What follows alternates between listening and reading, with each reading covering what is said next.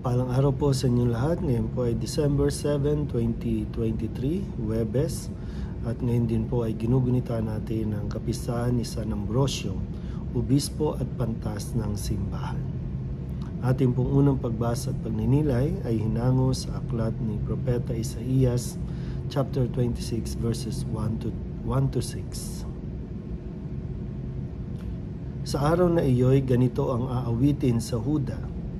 Matatag ang ating lungsod, hindi tayo maaano, matibay ang muog. Bayaang bukas ang mga pintuan upang makapasok ang bayang matapat. Binibigyan mo ng lubos ng kapayapaan ang mga taong matapat na tumatalima at nagtitiwala sa iyo. Magtiwala kayong lagi sa Panginoon, pagkat siya ang kublihang walang hanggan. Ibinababa niya ang mga palalo, lungsod mang matatag ay binabagsak, pati muog ay winawasak, hanggang sa maging tapakan ng mga taong hamak at tuntungan ng mga mahihirap. Ang salita ng Diyos. Muli po, isang mapagpalang araw sa inyo pong lahat. Tayo po ay nasa unang linggo ng panahon ng Adbyento, panahon ng pagdating, at siyempre panahon ng paghihintay para sa muling pagdating ng ating Panginoon.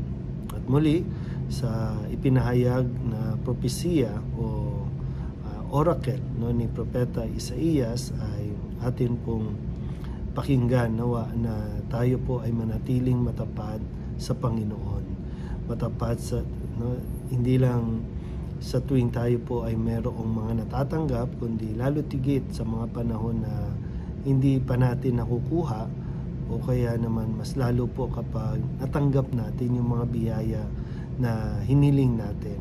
Madalas po kasi kapag tayo po ay nagkakaroon ng kayamanan, kumikita, nagiging sikat, nagkakaroon ng kapangyarihan, madalas tayo po ay lumalayo at napapalayo sa Diyos. At tandaan po natin na ang lahat ng ito ay isang araw ay pwedeng mawala sa atin. Pwedeng bawiin ito ng Diyos na siya rin namang nagbigay nito. At syempre, yung mga mananatiling matapat sa Kanya hanggang sa Kanyang muling pagbabalik, yun po talaga ang sinasabi nga makakapasok sa pintuan ng langit. Magkakaroon ng kapayapaan, kaya nawa pagsikapan natin habang tayo po ay naghahanda para sa pagdiriwang ng Kapaskuhan, ay huwag natin kalimutan din na tumalima at sumunod sa lahat ng Kanya pong ipinapaalala sa atin na dapat nating sundin.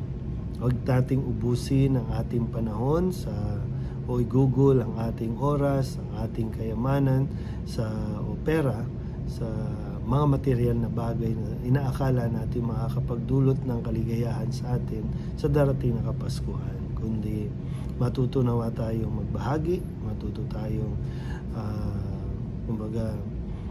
tumingin din sa mga ibang tao na nangangailangan, dahil hindi natin alam, baka isang araw na sila po mismo o sa kanilang kalagayan ay naroroon ang Panginoon. Kaya muli, sa pahayag na ito ni Propeta Isaías, manatili tayong tapat sa Diyos hanggang sa Kanyang muling pagbabalik. Muli po, isang mapagpalang araw sa inyong lahat.